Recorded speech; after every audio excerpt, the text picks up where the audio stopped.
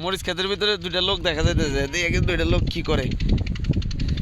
ভাই মরিচ ক্ষেতের ভিতরে কি করতেছেন? আরে ভাই কোয়েন না, এখানে মরিচ এত কষ্ট করে মরিচ বুনছিলাম, কামলা বাইনে সব মরিচ খেতে এই যে পইরে সব মরিচ নষ্ট হয়ে গেছে। ইয়াল্লা ভাই কি করেন, এটা তো অনেক সর্বনাশা কথাবার্তা।